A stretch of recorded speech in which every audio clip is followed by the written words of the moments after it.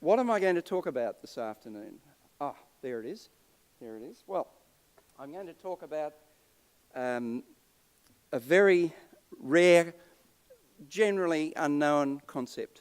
Anton's just pointed out to us that component 2 of the very ambitious program here for the Central Coast, the development of the Central Coast, concerns something called Gazelles. So what I want to do is just take a few minutes of your time this afternoon to sensitise us to what Gazelles are all about. And to do that, I will pose a series of questions and then seek to address them, at least to some degree. So I want to ask the obvious question, what on earth are we talking about? And maybe give you some examples of gazelles. What do gazelles look like? How many are out there? How do we find gazelles? And most importantly, why are they so important? Why are they so important in particular for the Central Coast?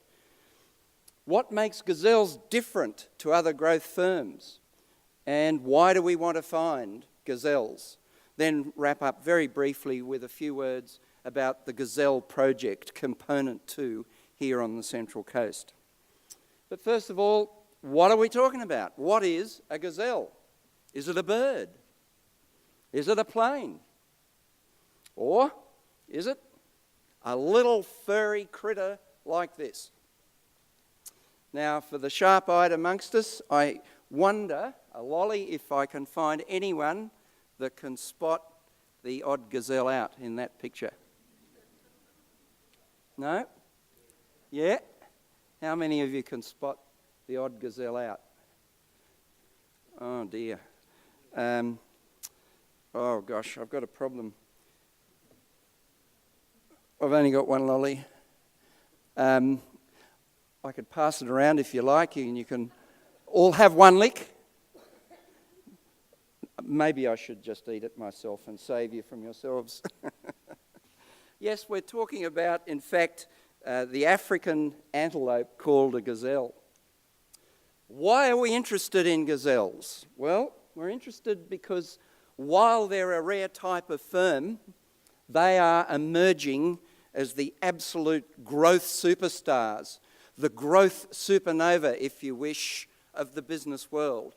And a growing body of research worldwide is beginning to suggest to us that it's these rare breed of very fast-growing firms that are the powerhouses of economic growth, both nationally and in regions. They could therefore be of intense importance to the Central Coast. And as I talk a little bit about these beasts this afternoon, I hope you'll consider, for those of you that are in the business sector, whether your firm might fit within the category of a gazelle, whether Baltimore Aircoil or Open Shutters, for example, might fit within the concept of a gazelle. Just to get us a little sense of the kind of beast we're talking about in the business world at least, some classic examples of gazelles include Google. We all know Google, and I'm using examples that most of us will know. Google's compound growth rate, sales growth rate, between 2001, they started in the very late 1990s, between 2001 and 2007, well over 140% per annum. It's slowed down a little since 2007. Other companies include Facebook. It's a private company, but nevertheless, from what limited data we have, we understand Facebook too might be a gazelle. Then at the other end of the spectrum, we've got this company called Hypertech, and you're all wondering maybe, who on earth's Hypertech? Well, Hypertech was the company that I had the pleasure and privilege of developing and running for 7-8 years during the late 1980s and early 1990s. I didn't know it then, but it was a gazelle.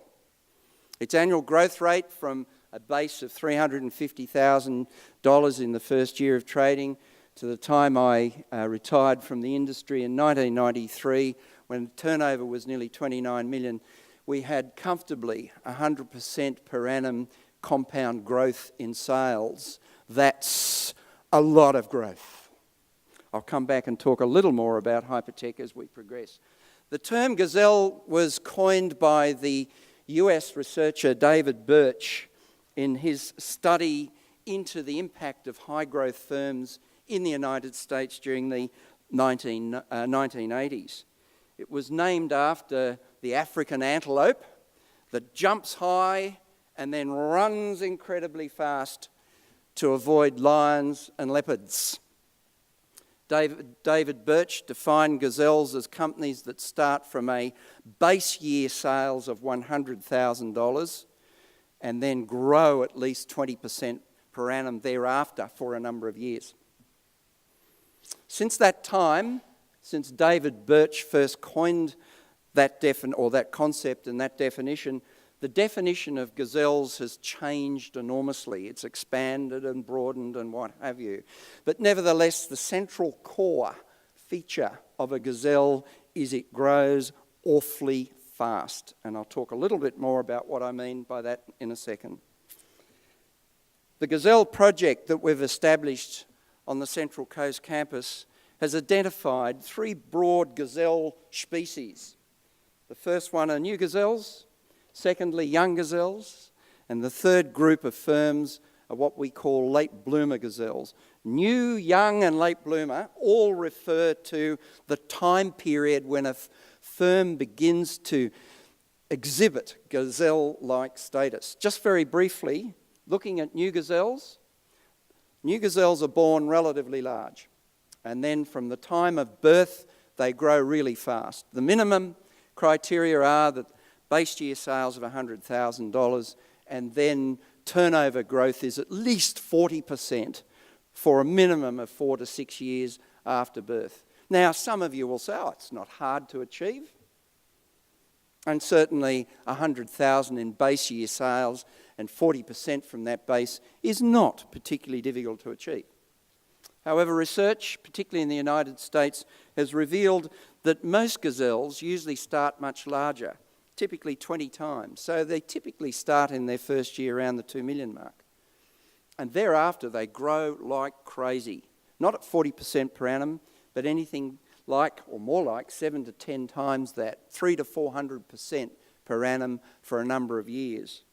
So I hope, ladies and gentlemen, we're beginning to get the sense that gazelles are high flyers. They grow really fast indeed. And a classic example we all know is Google. The next category are young gazelles. These are firms that start out small. They may stay small for some years, and then they hit their straps. Growth takes off, usually at a phenomenal rate. As I say, a minimum of 40% per annum, but typically hugely greater than that. My own company, Hypertech, was classically that. It had been running for nearly 10 years before, in 1987, it commenced its long growth trek. The third group are late bloomers. These are firms that have been going many years. Some of them can be quite large. About a fifth of all gazelles worldwide seem to be late bloomers. Some have been going for 30 years before they hit their growth straps and take off and grow phenomenally fast. A classic example of that would be Apple. Apple's had a series of gazelle periods. The latest started around 2004 and is still going today, fueled by phenomenal products like the iPod, the iPhone, and the iPad. So in sum, firms exhibiting gazelle behaviour may be new, young, or old. They may start gazelle life as small, medium, or large firms, but all firms entering a gazelle phase start off with turnover in that base year, that first year from which we measure it, of at least $100,000, and then grow at least 40% per annum thereafter. Interestingly enough, what I'm now about to tell you is that shape of firm is incredibly rare. And indeed, extensive research in the US, Europe, Scandinavia, and elsewhere reveals that firms that fit these criteria may number no more than 2 to 4% of all firms in a national population. Only 2 to 4%. Just to put that a little bit in perspective, for Australia, the firm population is of the order of 1.8 million firms. 90% of those don't grow. In the main, they're small businesses. Now, 90% is a well-known figure amongst researchers, whether it's the US, the UK, Europe, Scandinavia. It doesn't really matter. It's typically 90% don't grow. Another 6 to 8% grow a bit. Some grow quite well. They're the ones we're more likely to see and say, whoa, that's a growth firm. It's the tiny tip of the iceberg, the 2 to 4% of gazelles that are growing like crazy. In Australia, we guesstimate there might be 35 to 70,000 of them in all. In the United States, where far more research has been done, the estimates vary, but they seem to waver around the 360,000 mark across the United States. The regional picture? Well, some limited research done in the United States and Europe suggests the picture in certain regions. For instance, work has been done in Georgia in the United States and Upper Bavaria in Germany. And again, the picture is similar. Something like 4% of all firms in a regional area, 2 to 4%, are in fact exhibiting gazelle-like behaviour. We don't know what the picture is here in the Central Coast, but we're determined to find out. And where do you find these critters, these high-flying firms? Well, pretty well anywhere, everywhere. In the United States, gazelles are found across nearly all industries and all sectors. Obviously, they're found in high-tech, many of them also in biotech. But they're found in manufacturing, retail, wholesale, distribution, mining, transport and agriculture. They're found in high-growth industries, but curiously, they're also found in very low-growth industries, which suggests there might be something special about the firm more than the industry in which it's operating. I'll come back to that very shortly. However, and here's the difficult bit, gazelles, paradoxically, despite their phenomenal growth, are incredibly hard to see.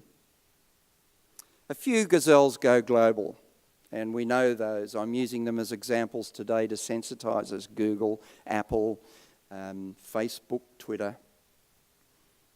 However, interestingly, most gazelles stay national, some even stay regional. Many burrow into highly specialised niches and become world-class experts in those niches. That's what happened to my company, Hypertech, in the IT industry. So paradoxically, despite their explosive growth, gazelles are typically very hard to see. The situation's probably similar, as it certainly is in the United States and Europe. For those of you that are wondering who the heck's Hypertech, the reason I put that little byline at the bottom of this slide is that in 1996, it was actually after I had finished up my time at Hypertech, Hypertech sponsored the North Melbourne Football Club the year they won the AFL Premiership. And so little was known about Hypertech, we never pretended that we wanted to be a national name, that one Melbourne radio station ran a bit of a competition titled Who the Heck's Hypertech? It seemed to work because North Melbourne Football Club did win the competition that year. Now we come to the bit that matters.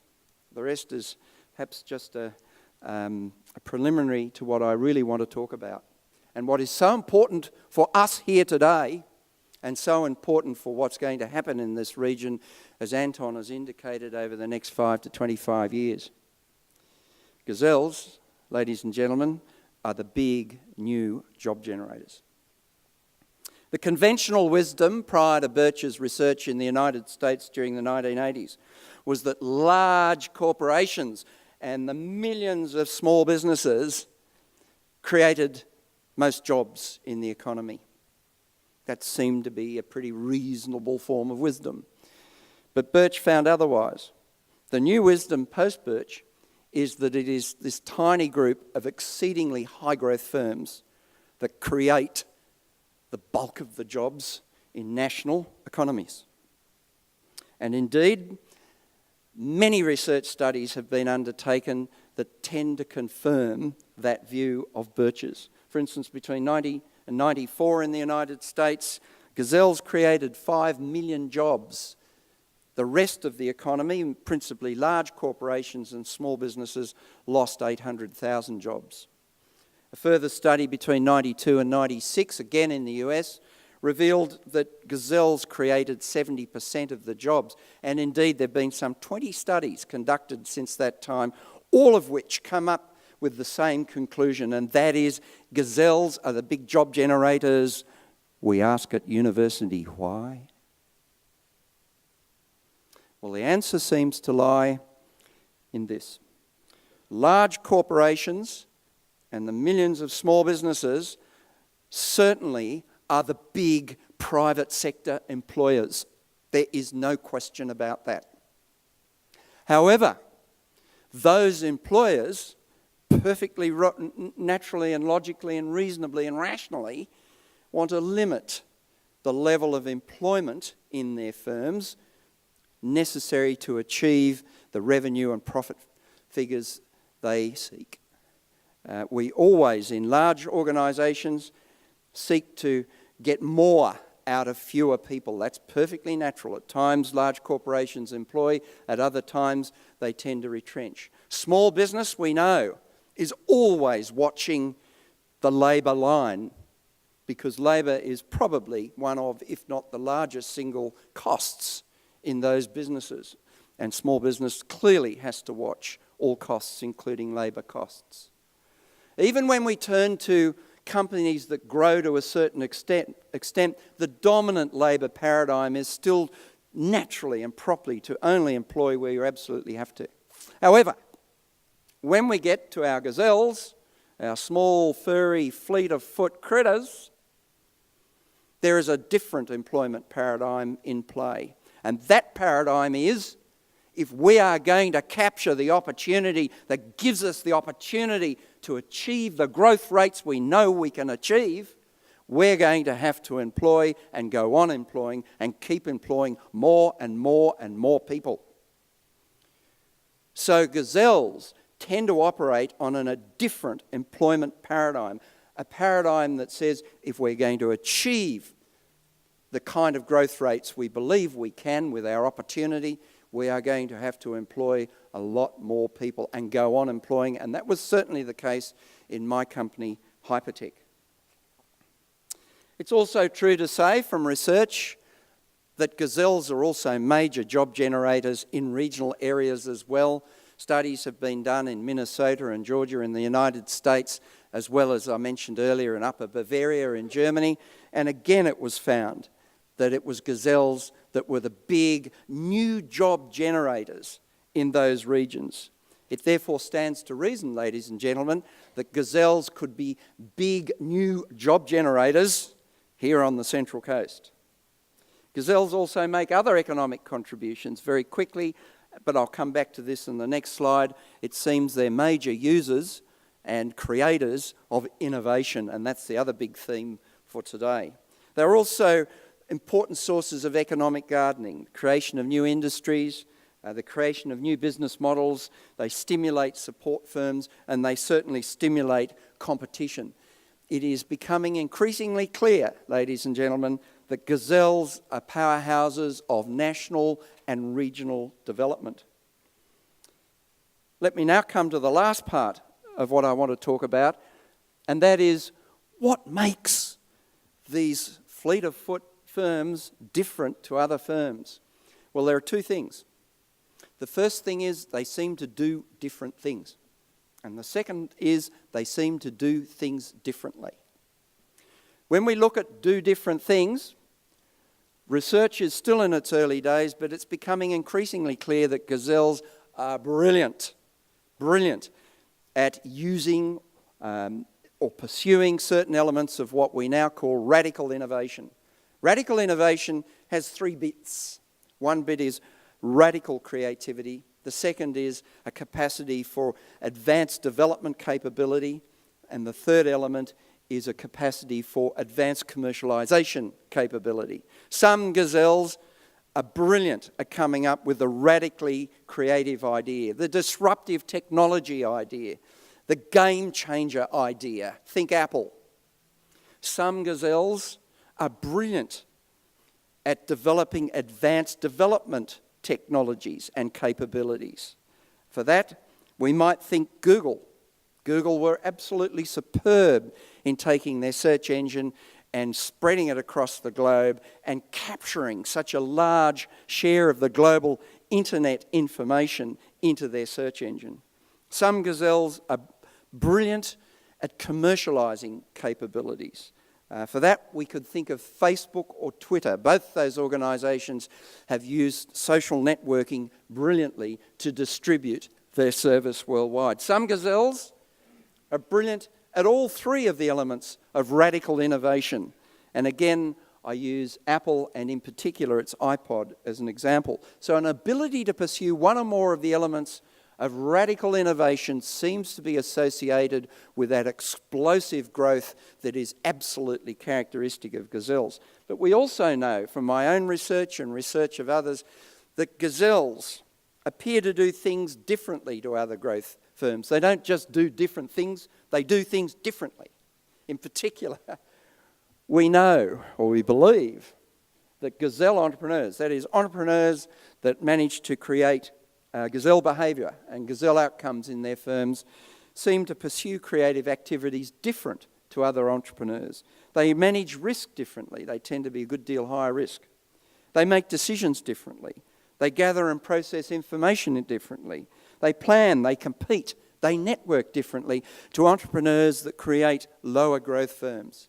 It's still early days, but we're becoming increasingly sure that entrepreneurs who create Gazelles behave somewhat differently to entrepreneurs who create lower growth firms.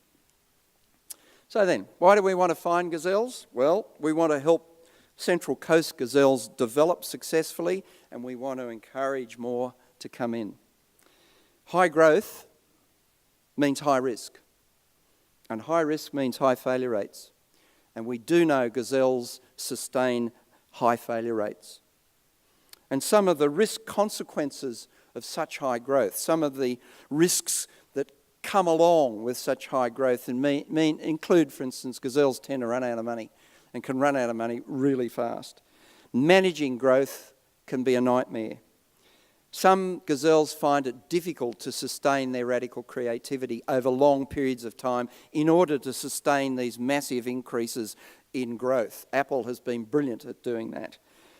A lot of Australian-based Gazelles need to move overseas rather early. Why? Because we have such a small domestic market. My company, Hypertech, was in that position.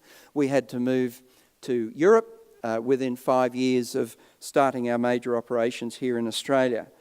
And moving overseas carries with it, obviously, great challenges and therefore great risks.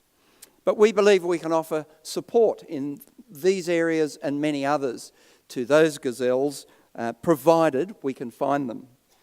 We can't help the Gazelles if we can't find them. So one of our tasks is to try and find them. And in order to do that, we've set up a task force, a university task force. We call it the Gazelle Project. It's a small group of academics from the University of Newcastle Business School, based here at Ourimbah, as Anton said, working collaboratively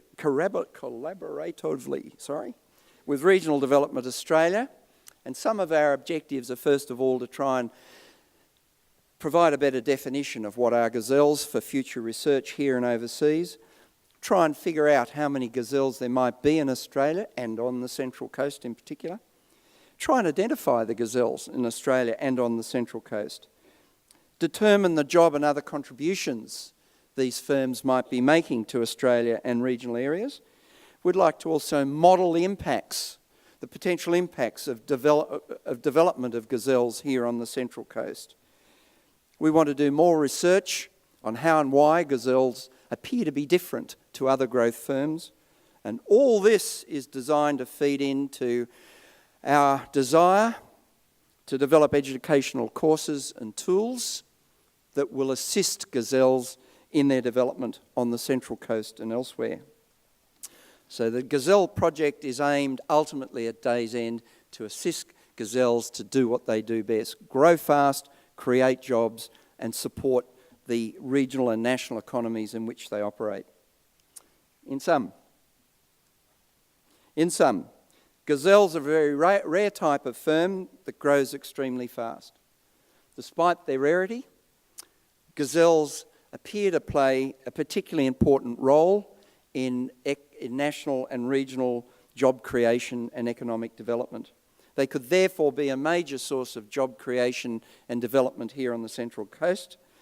They appear to be masters at developing and using radical innovation to fuel their growth. And we've set up the Gazelle project right here on the Central Coast to see what we can do to help them. So in a nutshell, ladies and gentlemen, Gazelles are powerhouses of regional development, including that here right on the Central Coast. Thank you for your time.